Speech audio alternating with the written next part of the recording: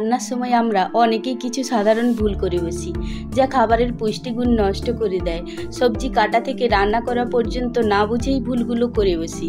যদি আমরা একটু ভুলগুলো এড়িয়ে চলতে পারি, তাহলে খাবারের সমস্ত পুষ্টিগুণ বজায় থাকবে এবং আজীবন সুস্থ থাকতে পারবো। তাহলে জানুন কোন বিষয়গুলো এড়িয়ে চলবেন। প্রথমত, বেশি করে সবজি সিদ্ধ। এমন অনেকে রয়েছেন সবজি না ধুয়ে রান্না করেন এবং অনেক সময় ধরে রান্না করে থাকেন। এছাড়া সবজি বড় বড় করে কাটেন।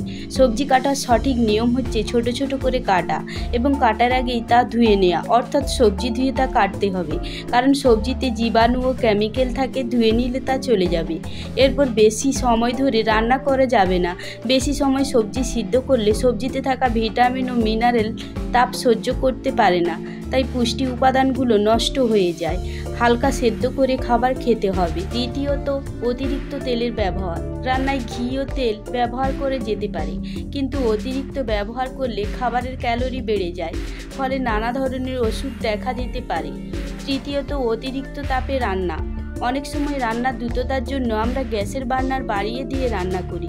এটা মোটেও করা যাবে না। অতিরিক্ত তাপে খাবারে থাকা আমিষ ভেঙে জটিল যৌগ তৈরি করে, ফলে ক্যান্সার সহ মারাত্মক রোগের ঝুঁকি বেড়ে যায়। এই অল্প আঁচে রান্না করুন, পুষ্টিগুণ বজায় থাকবে। চতুর্থত, ডাল, মুগ কিংবা মসুর কিংবা বিউলি যাই রান্না করেন না কেন, রান্নার 1 ঘন্টা আগে থেকে ভিজিয়ে রেখে দিতে হবে, ফলে ডালে থাকা কেমিক্যাল বেরিয়ে যাবে। এরপর ওই ডাল রান্না করলে সমস্ত পুষ্টিগুণ বজায় থাকবে। সবশেষ, লবণ। রান্নায় স্বাদ আনতে লবণের ভূমিকা সবচেয়ে বেশি। অনেকেই রয়েছেন বেশি লবণ খেতে পছন্দ করেন। বেশি লবণ খাওয়া ঠিক না। বেশি লবণ খেলে উচ্চ রক্তচাপ, হৃদরোগ ও কিডনির সমস্যা হতে পারে।